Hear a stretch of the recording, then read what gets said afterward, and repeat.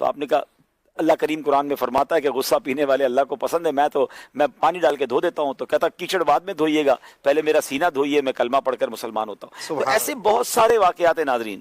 لیکن ہمارے لیے سوال یہ ہے کہ میرا مسلمان پڑوسی کیا مجھ سے راضی ہے؟ وہ تو غیر مسلم مسلمان ہو جاتے تھے۔ دنیا میں کئی ملکوں میں مسلمان ایسے محلوں میں رہتے ہیں جہاں آس پڑوس میں غیر مسلم ہوتے ہیں۔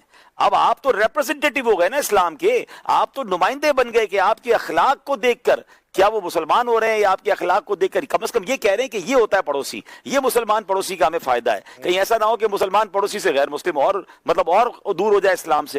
اشفاق بھائی، یہ جو ہمارے نور بھائی تھے دعوت اسلامی میں، جو ماشاءاللہ سوشل میڈیا کو فالو کرتے ہیں، ایک نور اتاری بھائی تھے یو کے میں، جو 67 یا 64 ایئر کی ایج میں وہ اسلام قبول کیا، حالانکہ وہ غیر مسلموں کے پادری تھے۔ اسلام قبول کیا، پھر درس نظامی کیا، درس نظامی کمپلیٹ کر کے پھر ان کا وصال ہوا۔ یعنی سوچیں کہ جو اسپیکر تھا دوسرے مذہب کی طرف بلانے والا، وہ مبلغ اسلام بنا۔ لیکن میں نے ان سے پوچھا تھا مسلمان کیسے ہوئے؟ جو انہوں نے اپنا واقعہ سنا نا، یہ پڑوسی کی اہمیت سمجھے گا۔ وہ کہتے ہیں میں نے ساری زندگی ایک دین کے خدمت کی، پوری دنیا میں سفر کیا تھا انہوں نے اس کے لیے، اور میں بیمار ہو گیا تو مجھ سے میرے مذہب کا کوئی بندہ پوچھنے ہی نہیں آیا، اور میرے برابر میں ایک مسلمان پڑوسی رہتا تھا، وہ دعوت اسلامی کا مبلغ تھا۔ اس نے کہا یہ کوئی بوڑھے شخص ہیں، اکیلے رہتے ہیں اور کوئی ان کو پوچھنے والا نہیں، تو انہوں نے نکلتے ہوئے آتے جاتے ان کو پوچھنا شروع کیا۔ تو انہوں نے کہا آپ کے اخلاق اچھے، میں آپ کے پڑوس میں رہتا ہوں۔ پھر ان کے گھر پہ کھانا پہنچانا شروع کیا۔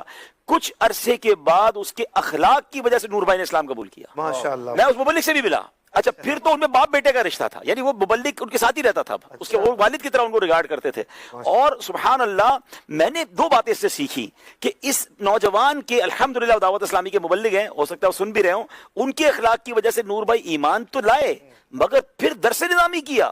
آپ سوچیں، عالم بنے، یہ سارا ثواب ان کو ملا۔ لیکن یہاں میرے پاس ایک اور میسج یہ ہے کہ اگر ہم اپنے بزرگوں کو، ہم اپنے مسلمان پڑوسیوں کو نہیں پوچھیں گے تو وہ بندہ اپنے لوگوں کے نہ پوچھنے کی وجہ سے متنفر ہو کر اسلام قبول کیا، کہیں ہمارا کوئی مسلمان بھائی کو اگر اس طرح کوئی دوسرا چانس مل گیا تو اس کے ایمان کا کیا ہو؟